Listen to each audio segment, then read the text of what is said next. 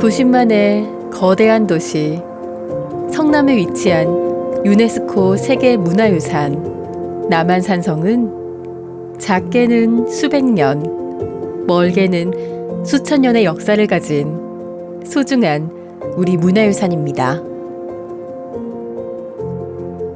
모든 역사가 그러하듯 그저 과거가 아닌 현재 또 다른 우리를 비추는 거울이겠지만 남한산성과 그 속에 포함된 우리의 이야기는 현재 우리 주변을 둘러싼 국제 환경과 안보 상황에 비추어 볼 때 시사해주는 바가 크다고 할 수 있습니다.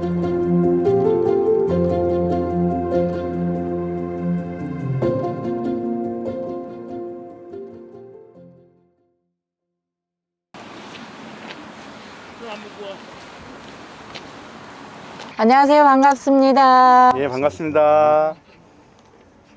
오늘 남한산성에 와보니까 남한산성의 그 역사 탐방도 할 겸 단풍놀이가 될 것 같아요. 오늘이 너무너무 물감으로 채색된 것처럼 단풍이 아주 곱게 물들은 것 같아서 기분이 너무 좋습니다. 네. 여름이 좀 길었던 것 같고 그러다 갑자기 추워져가지고 가을은 안 오나 했는데 오늘 보니까 정말 완연한 한 가을인 것 같아요. 그래서 정말 오늘 기행이 정말로 기대가 됩니다. 안녕하세요. 저는 민주평통 성남시의회 자문위원 임원이라고 하는데요. 선생님들 소개 좀 부탁드려도 될까요? 네. 저는 성남에 살고 있는 20기 민주평통 자문위원 박시연 인사드립니다. 예, 저는 오늘 1일 하루 그 남한산성 소개를 맡은 국립고전번역원 그 연수과정 이영환이라고 합니다. 예. 오늘 우리는 성남시 협의회 상징과도 같은 남한산성을 둘러보면서 과거의 역사적 발자취를 찾아보고 또한 우리의 미래, 우리가 나아가야 할 길을 모색하는 시간을 역사 탐방을 통해서 마련하고자 합니다. 네. 그러면 우리 남한산성을 둘러보러 한번 가실까요?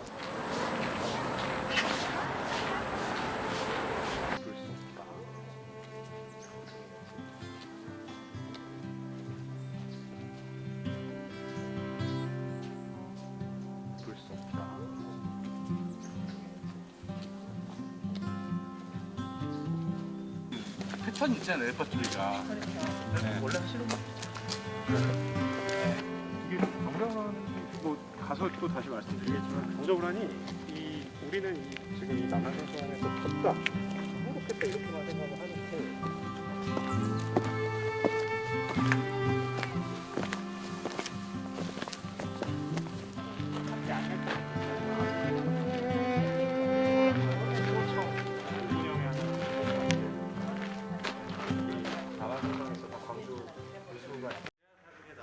수호장대 올라오기까지 좀 힘드셨지요?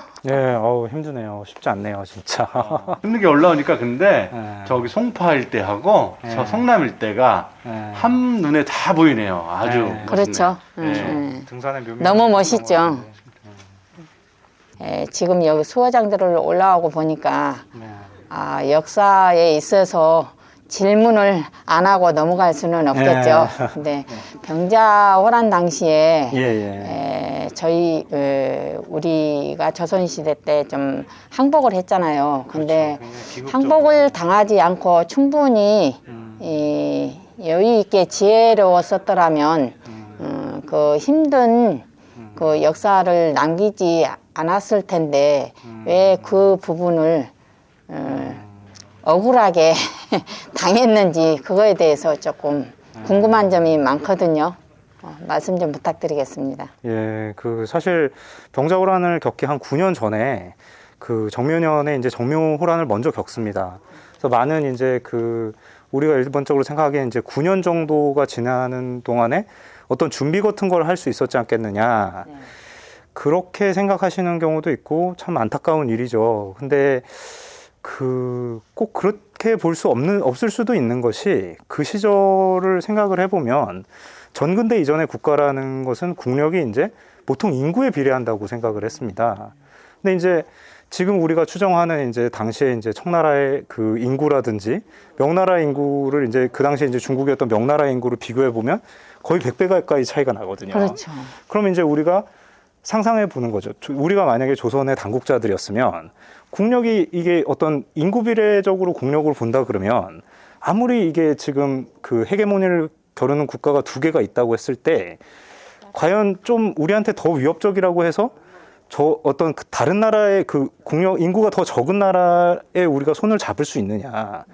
두 나라의 어떤 그 선택의 기로에 섰을 때 이게 그 당시 이제 그 조선 당국자들이 겪었던 그 굉장히 큰 딜레마였고 앞으로 우리가 다시 겪을 수도 있는 그런 딜레마입니다.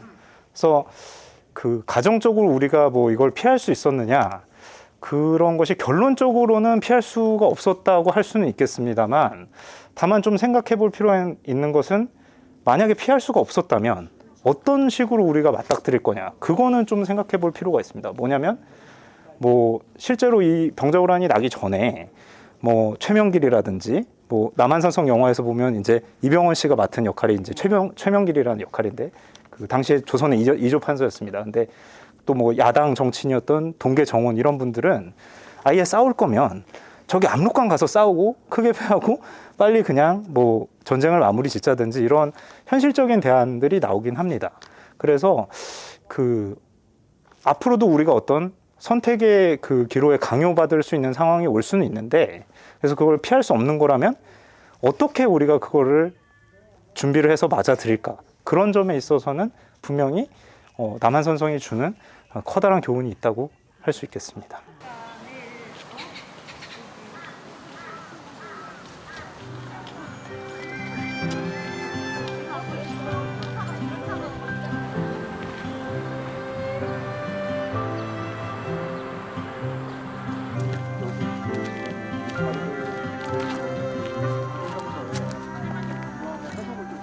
여기가 바로 이제 그 광주 유수부가 있었던 자리입니다. 근데 이 광주 유수라고 한다 그러면은 지금으로 치면 수도가 있으면 수도 다음으로 가장 큰 이제 광역자치단체가 이제 광역시지 않습니까? 그런 것처럼 그 한성, 그 수도 한성을 제외하면 가장 높은 그 위상의 그 행정구역이 유수부라고 할 수 있습니다. 그래서 유수부가 있었던 자리고, 그러니까 그 광주 유수의 이제 풍계만 놓고 보자면 그 이제 지금의 도지사라고 할 수 있는 도의 관찰사가 종이품인데 이제 광주 유수의 경우에 정이품이 돼요. 그러니까 한 단계 더 높은. 그러니까 행정적으로는 굉장히 위상이 높다고 할 수 있습니다. 그리고 이제 군사적으로 보자면은 이제 여기 이제 수호청이라는 군사 조직이 이제 있었는데 이 광주 유수가 이제 정조 이후 때로는 그 수호 대장을 겸임하게 되면서 그 행정적 군사적 위상이 굉장히 높은 그런 그 역할을 한다고 할 수 있겠습니다.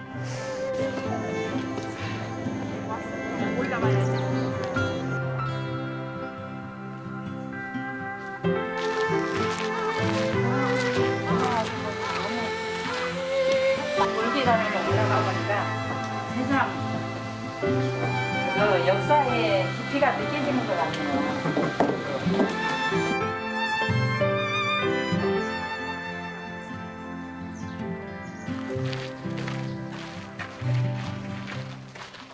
통일신라 기와 유구지라고 통일신라가 나와 있는데 저는 남한성이 조선시대하고만 관련 있는 줄 알았는데 어떻게 통일신라 시대에도 어떤 역할을 했고 그런 역사가 있나 봐요. 네, 그 많은 이제 그 삼국사기에 보면 그 삼국사기의 그 백제 수도에 대해서는 삼국사기 그 저자인 김부식이 모른다라고 지금 그렇게 적어 놨었습니다. 그래서 그 이후에 이제 여러 고려나 이제 조선의 역사가들이 혹시 이곳이 뭐 백제의 그런 어떤 수도가 아니었을까 그렇게 비정한 적이 있는데 그거 외에는 이제 특별히 통일신라와 관련돼서는 그 기록이 이곳에 이제 주장성이라는 이제 성을 쌓았다는 게 이제 문무왕 기록에 나와요. 그래서 그렇게 아마 이 부분일 거라고 추측은 했는데 이제 2004년에 이제 이 그 행궁을 다시 복원하는 과정에서 이 일대를 파보면서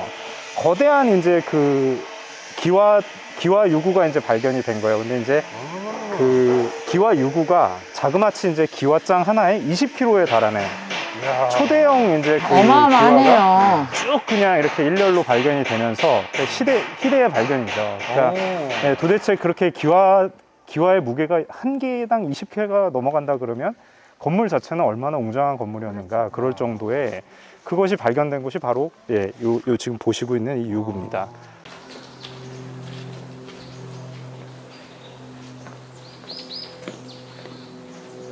태화 원기가 이제 그 중에 있다 뭐 이렇게 되는 거니까 되게 그런 그렇죠. 그 태평성대를 노래하는 거죠. 그 지금 보시는 것 맨 밑에 강구월이라고 돼 있는 게 뭐 사자성어 한번 들어보셨을 거예요. 강구연월이라 그래서 그 강구연월 이제 만백성이 노래 부르고 춤추면서 강구연월한다 이렇게. 예.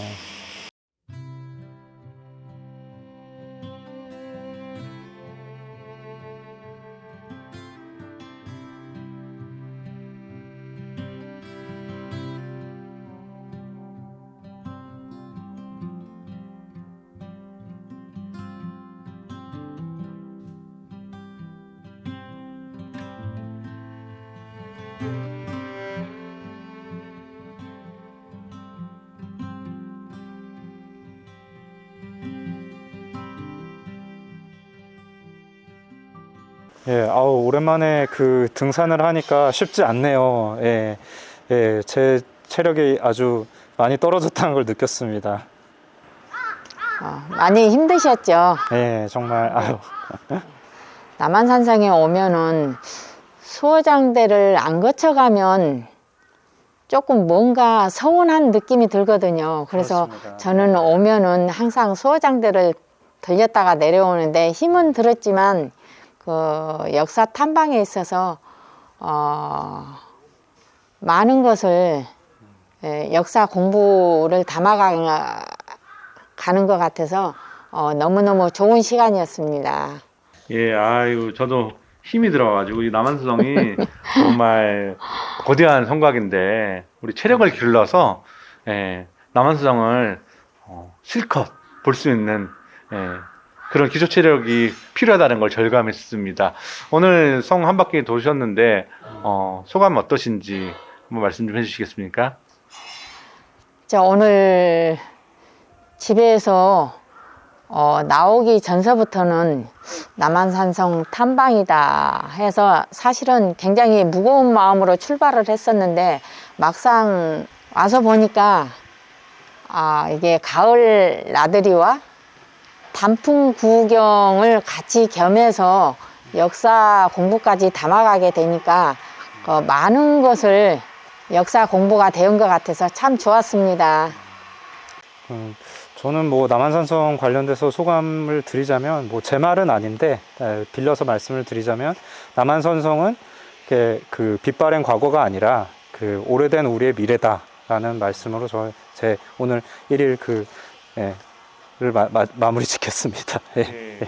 저도 이제 그 말씀에 덧붙이자면 그 명청 G2가 오늘날 미중 G2가 되었다는 생각이 드니까 우리가 이 미중 G2에 대해서 형통이니까 평화적인 신념을 가지고 외교를 잘 해서 고리 싸움에 새우등 터지는 게 아니라 고리들 사이에서 돌고래가 되는 그런 지혜를 발휘하는 우리 대한민국의 미래가 있었으면 좋겠다라는 생각이 들었습니다. 감사합니다. 수고하셨습니다. 고생 많으셨습니다. 감사합니다.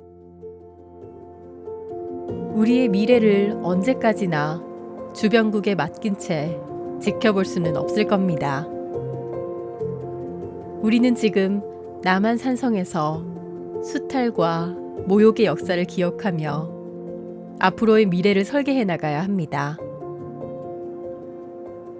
강대국의 각축장이 아닌 평화와 희망을 싣고 달릴 수 있는 한반도를 우리 모두의 힘으로 만들어 나가야 할 것입니다.